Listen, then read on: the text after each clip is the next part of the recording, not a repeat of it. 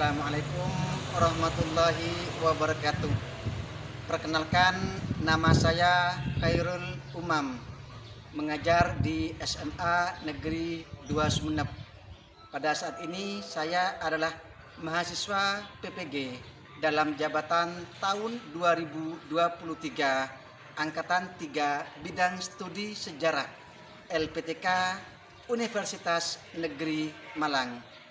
Bapak Ibu, khususnya Bapak dosen dan Ibu dosen, pada kali ini tugas video pembelajaran saya buat untuk memenuhi persyaratan UKM PPG dalam jabatan tahun 2023. Video kali ini saya mengambil materi masuknya agama Hindu-Buddha atau teori masuknya agama Hindu-Buddha ke Indonesia di kelas 10 semester genap. Bapak Ibu, mari kita saksikan. Assalamualaikum.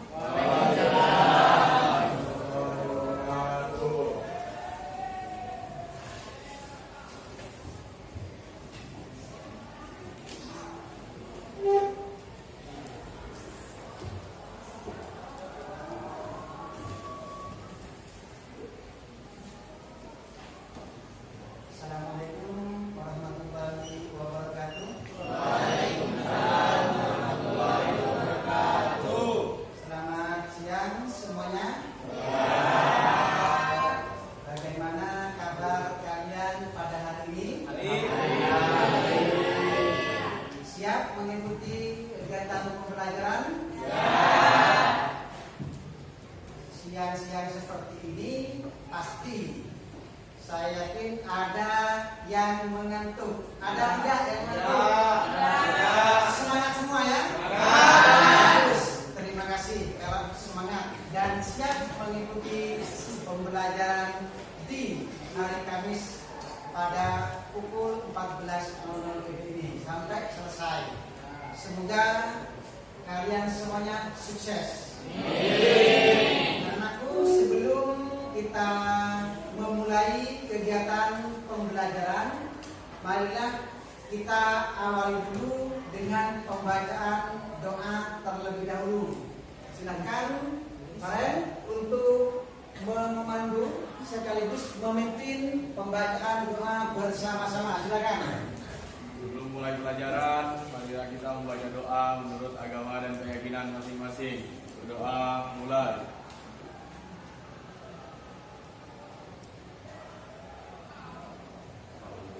Doa selesai.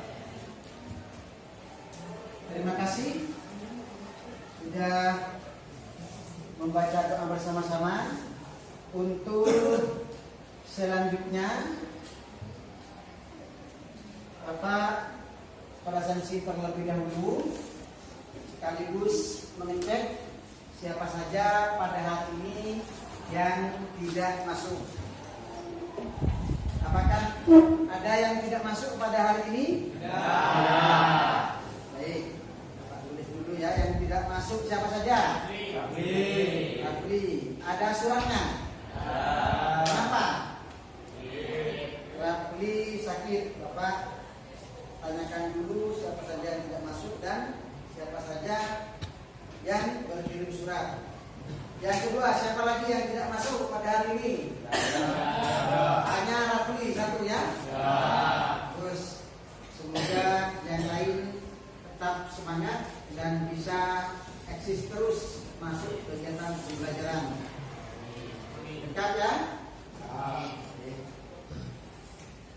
Nah, anak-anakku, sebelum kita memulai kegiatan pembelajaran, kita speaking terlebih dahulu. Silakan.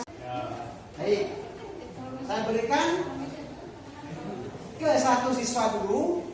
Siswa itu nanti berikan pertanyaan ke yang lain, dan apabila ada siswa yang tidak bisa menjawab, maka yang tidak bisa menjawab nanti silakan memijat pundaknya yang memberikan pertanyaan. Oke?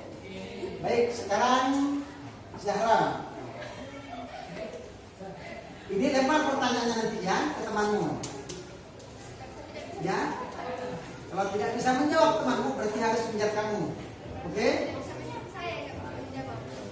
Nah, saya memberikan pertanyaan ke kamu, tapi kamu nanti bukan menjawab. Kamu berikan pertanyaan ke temanmu, oke? Ya. Pertanyaannya.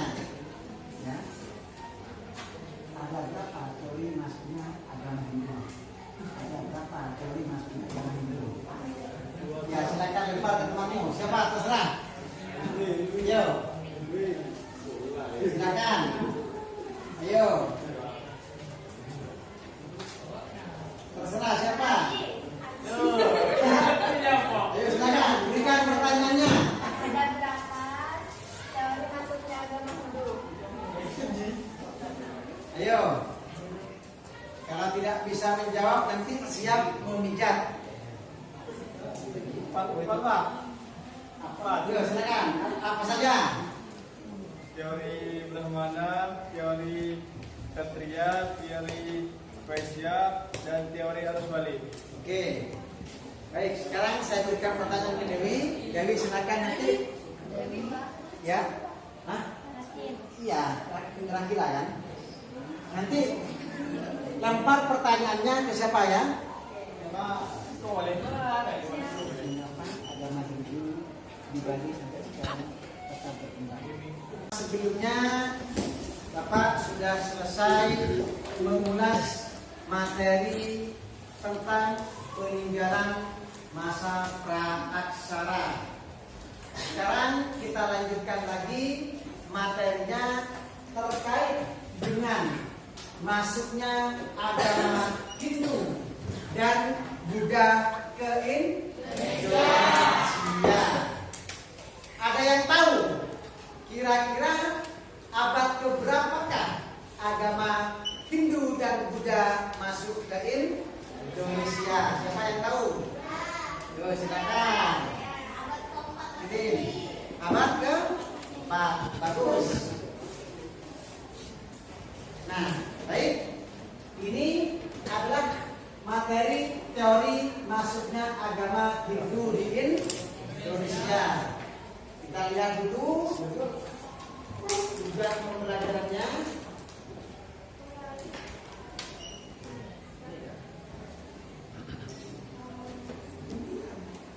Baik. Ini adalah tujuan pembelajaran dari materi teori masuknya agama Hindu ke Indonesia. Setelah Bapak nanti menjelaskan, diharapkan kalian dapat mengidentifikasi terbentuknya jaringan awal perdagangan Indonesia. Yang kedua, mendeskripsikan teori masuknya Hindu Buddha ke Indonesia. Yang ketiga, menjelaskan proses masuknya agama Hindu dan Buddha ke Indonesia beserta peninggalannya. Ada apa tidak peninggalan dari masuknya agama Hindu dan Buddha? Nah, baik, kita lanjutkan lagi.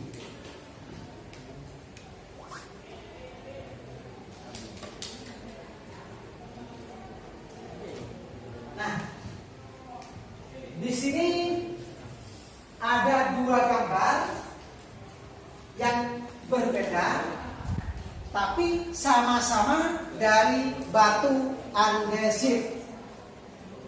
Nah, Bahbi mana? Itu gambar apa yang kamu ketahui? Silakan pilih salah satu. Gambar apa itu? Ayo. Terserah yang mana? Ya, apa itu? Candi Borobudur. Oke.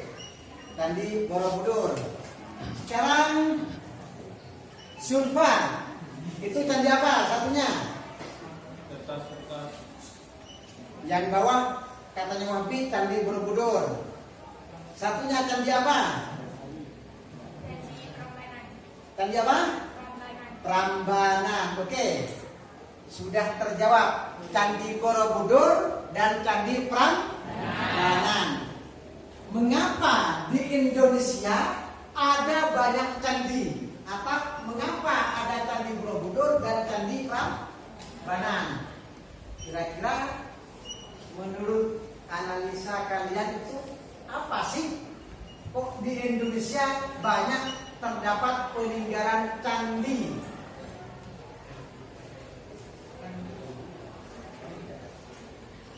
Yo, kenapa kok ada candi di Indonesia? Ya, silakan, apa?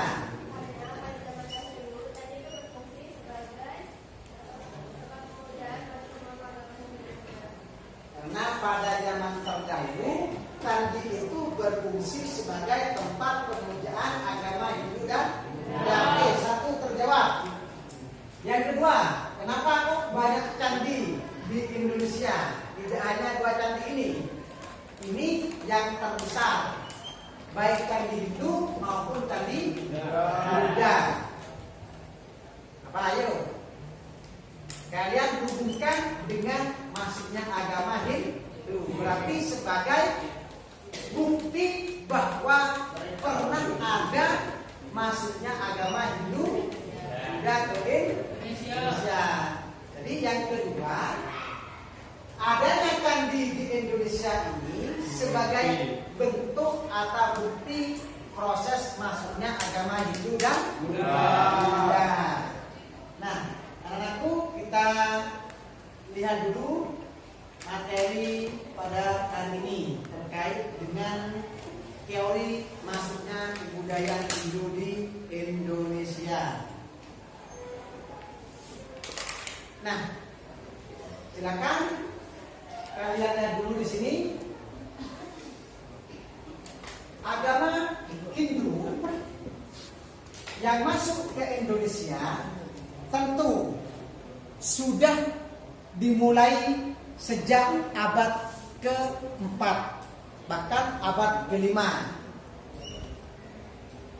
di mana terkait dengan bukti masuknya agama Hindu ke Indonesia sebenarnya dapat dilihat dari penemuan prasasti Yupa di Kalimantan Timur yang merupakan peninggalan dari kerajaan Kutai.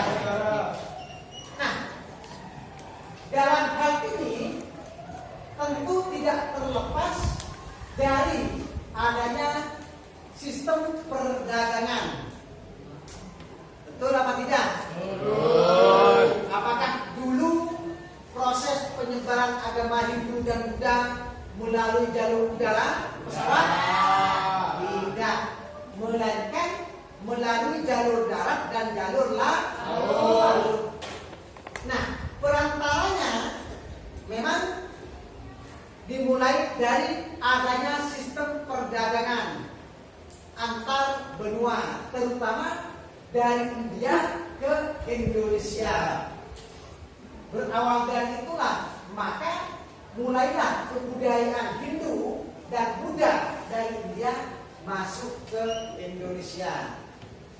Ketika agama Hindu sudah masuk ke Indonesia, maka di sini ada beberapa pendukung sejarah yang menyatakan terkait dengan masuknya agama Hindu ke Indonesia yang dikenal dengan teori. Ada 4 teori, bahkan 5 teori. Selanjutnya teori Sudra. Ada teori Brahmana, ada teori Ksatria, ada teori Waisa, ada teori Arus Balik.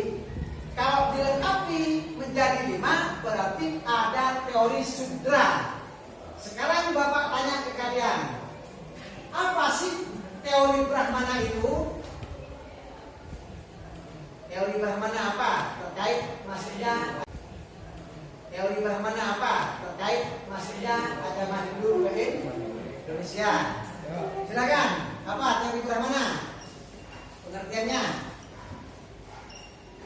Teori Brahmana itu didukung oleh penduduk Kos dan Majapahit hanya kaum Brahmana yang dapat membaca dan menafsirkan kitab Veda. Hanya yang melandasi teori Panjalut. Jadi kaum Brahmana yang membawa jalan Hindu ke Indonesia. Jadi Jadi menurut Pak Leon bahwa masuknya agama Hindu ke Indonesia itu dibawa dan disebarkan oleh para Brahmana. Arti Brahmana adalah pendeta. Jadi dalam agama itu ada seorang tokoh atau pimpinan masing-masing agama. Seperti halnya dalam agama Hindu, kata orang Indonesianya, tokoh pemuka agamanya itu adalah pendeta. Dalam Islam, kiai. Dalam Kristen atau Nasrani itu juga pendeta. Kalau dalam Buddha apa? Biksu. Nah, setiap agama memiliki tokoh agama. Yang kedua, ada teori kesatria. Apa teori kesatria? Apa itu teori kesatria? Ya Pak, taruh dulu Pak. Ya silakan. Teori kesatria apa? Teori kesatria didukung oleh Berg, dan Marx. Ya, kurang nyaring dengar yang lain? Tidak. Ya silakan angkat suaranya. Teori kesatria didukung oleh Berg, dan Marx.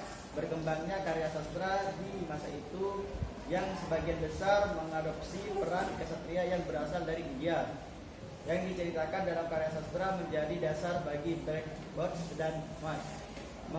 Mengemukakan teori ini, menurut mereka kaum kesatria lah yang membawa ajaran Hindu ke Indonesia. Nah, jadi kesimpulannya bahwa masuknya agama Hindu ke Indonesia itu dibawa oleh kaum kesatria.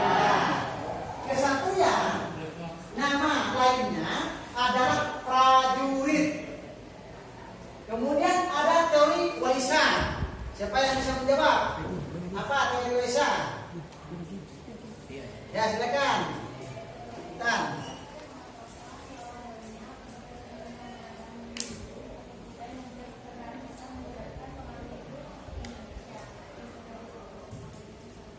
Oke, yang lain dengar? Orang nyaring berarti ya? Bisa diulang lagi. Jadi teori warisan itu mengatakan bahwa halnya pedaganglah yang berperan menyebarkan agama Hindu dan Buddha di Indonesia. Jadi pedagang-pedagang dari luar yang memang beragama Hindu dan Buddha, mereka menetap di Indonesia, bisa berkawin. Akhirnya agama Hindu dan Buddha menyebar. Oke, bagus. Dapat diambil kesimpulan bahwa penyebaran agama Hindu ke Indonesia disebabkan oleh para pedagang, yang mana para pedagang itu sudah banyak yang mulai menetap di Indonesia sambil lalu berdagang dan juga kawin dengan penduduk pribumi. Hal itulah yang menjadikan agama Hindu di Indonesia tersebar luas oleh para pedagang. Jam 10 dimulai. Yang keempat, Ada ada teori arus balik. Apa teori arus balik? Ayo, bisa kalian baca dalam buku teksnya nanti. Teori arus balik apa? Silakan. Ya, teori arus balik. Siapa yang bisa menjawab? Lagi Pak. Siapa? Ayo silakan. Bapak, terserah. Semangat. Lagi Pak. Hah? Lagi. Silakan, Ki. Apa yang nyaring? Teori yang menjelaskan peran sastra Indonesia didukung oleh M. yakni adanya praktik bahasa Indonesia. Setelah hubungan dagang antara Indonesia dengan India terjadi, banyak pedagang Indonesia yang pergi ke India. Mereka mendatangi tempat-tempat penting di India dan pusat kebudayaannya. Setelah pulang, mereka menyebarkan Hinduisme dan Indonesia. Bagus. Jadi teori arus balik menyatakan bahwa penyebaran agama Hindu ke Indonesia itu dibawa oleh orang-orang Indonesia itu sendiri yang mulai belajar ke India setelah memahami pelajaran agama Hindu, mulailah mereka menyebarkan di kampung halamannya sendiri.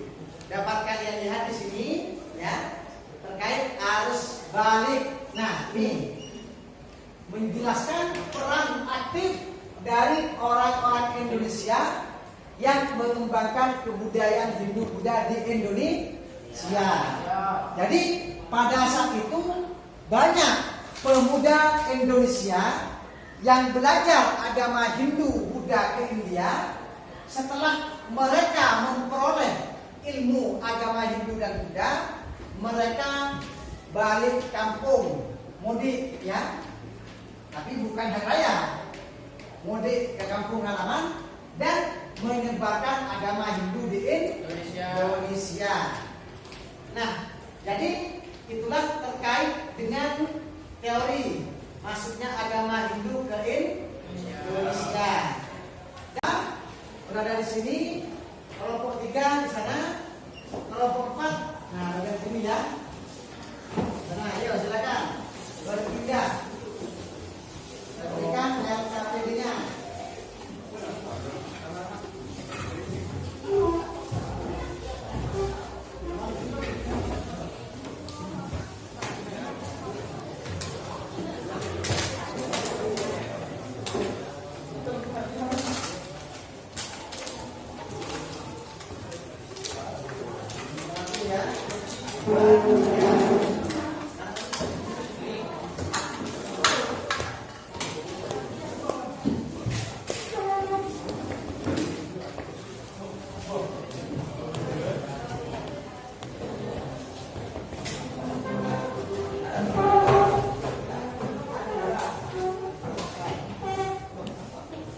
Baik, sudah.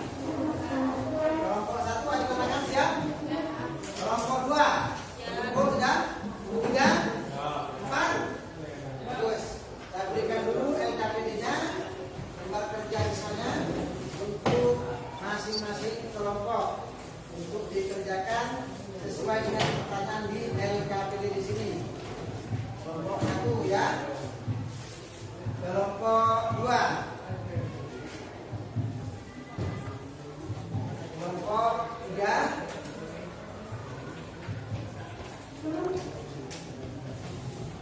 Kelompok 4. Nah, di LKPD kalian per masing-masing kelompok sudah ada pertanyaan-pertanyaan yang harus kalian rembuk, yang harus kalian jawab. Nanti setelah kalian menjawab, selesai menulis, silakan perwakilan per masing-masing kelompok maju ke depan. Ya, silakan kalian bisa mencari literaturnya di bahan ajar, modul ataupun di internet. Di Mbah Google silakan mencari untuk referensinya ya. Itu ada semacam pertanyaan, silakan rembuk dulu. Musyawarah. Kenapa? Ada pertanyaan?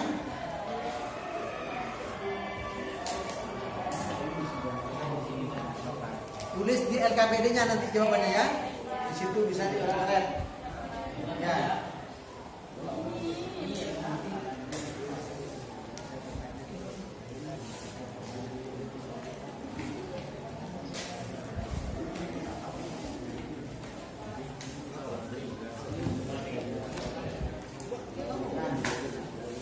Ada kesulitan? Ya, belum ya.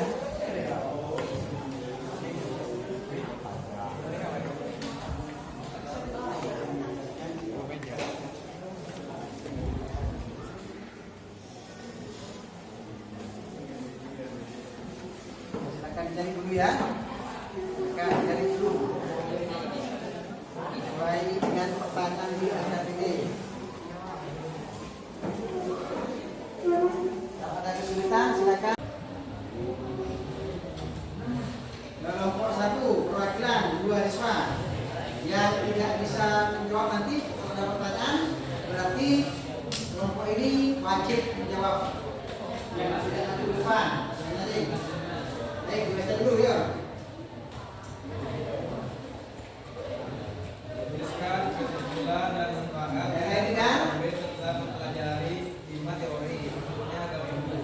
diulang lagi, takut yang lain belum dengar.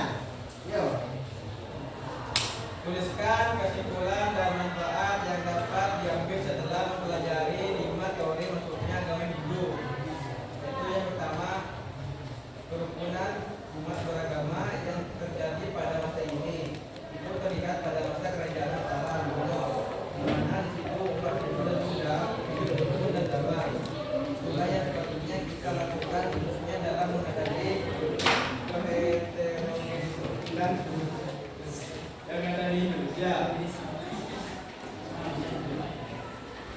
yang mana kita ketahui Indonesia terdiri dari ribuan pulau, dengan ratusan berbagai bahasa. Tentunya ini menjadi hal yang rawan bagi kita semua dan persatuan bangsa yang mana yaitu kebudayaan yang ada pada masing-masing individu dan satu di Indonesia. Mulai dengarkan dulu ya. Yang kedua, semangat perjuangan dalam mempersatukan rakyat Pribumi yang dicontohkan oleh Gajah Mada dan Kerajaan Sriwijaya.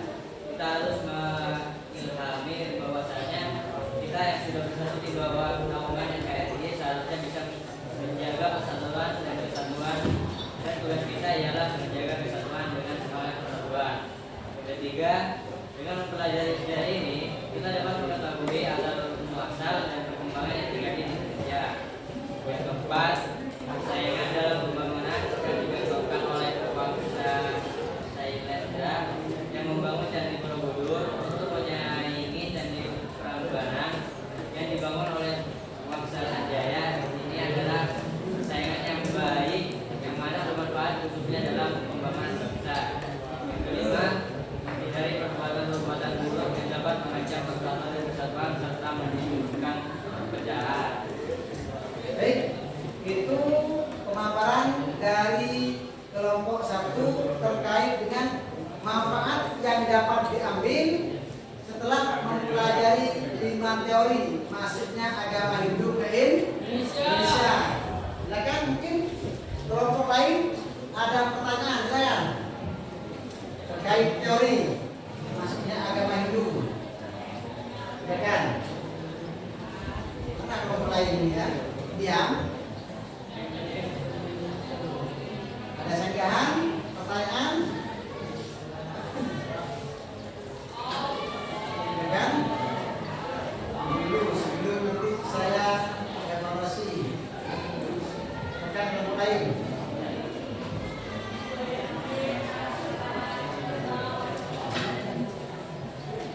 Jadi saya perjelas kembali dari yang sudah disampaikan oleh kelompok 1 dalam manfaat mempelajari 5 teori masuknya agama Hindu ke Indonesia, yang mana dengan mempelajari teori-teori tersebut kata kelompok 1 maka akan terbina yang namanya kerukunan antar umat beragama di masa kini. Karena di masa kerajaan Mataram Kuno, kata kelompok 1, telah terjadi yang namanya Hinduisasi dan Buddha, yang kemudian mereka bersatu, mereka saling bahu-bahu. Nah, sehingga nampak yang namanya saling menghargai antara satu dengan yang lainnya meskipun berbeda agama. Jadi ini manfaatnya. Ayo silakan kelompok yang lain. Mana? Pertanyaannya. Silakan. Tanya kelompok ini.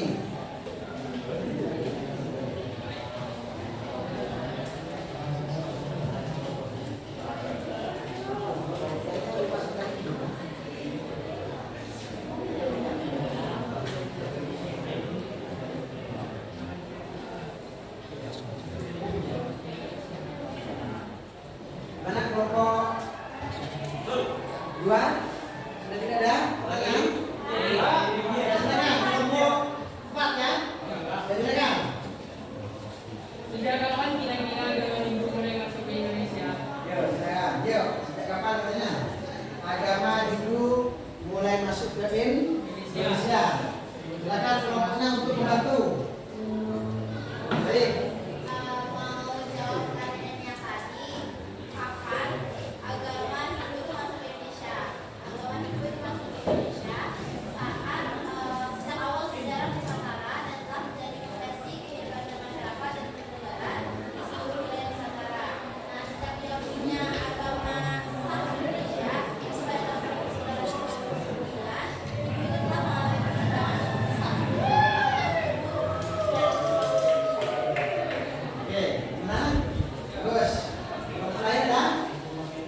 Baik, kalau tidak ada, silakan kelompok 1 kembali ke tempat. Assalamualaikum warahmatullahi wabarakatuh. Baik, sekarang kelompok 2. Silakan. Untuk melaporkan hasil dari tugas LKPD-nya.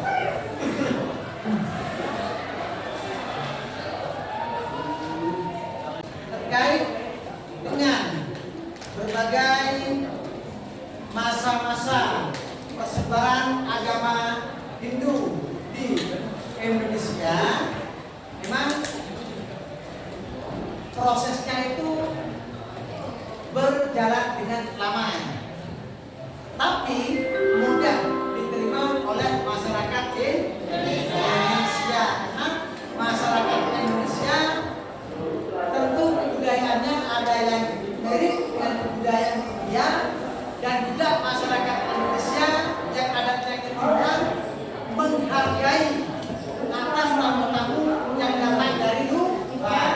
Nah, itulah yang memberikan pengaruh serta mudahnya diterima agama Hindu dari luar, meskipun masyarakat Indonesia pada saat itu sistem kepercayaannya masih bersifat animisme dan dinamisme. Nah, sekarang coba kalian lihat dari hasil yang sudah kalian laporkan tadi. Kita refleksi terlebih dahulu ya. Masih ingat terkait dengan ini? Coba. Dari hal ini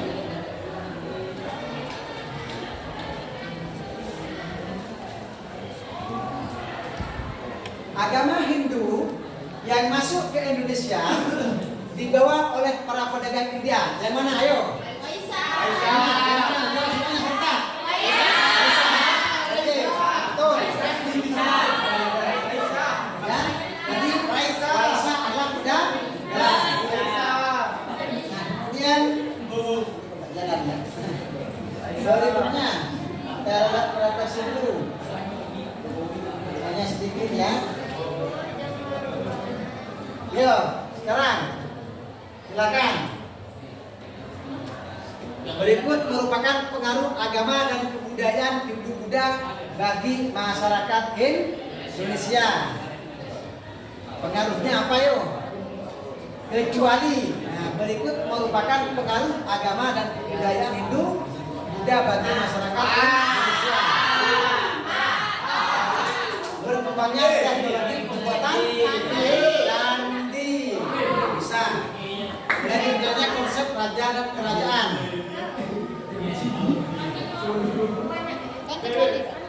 Aduh, ada yang tahu siapa yo? Ada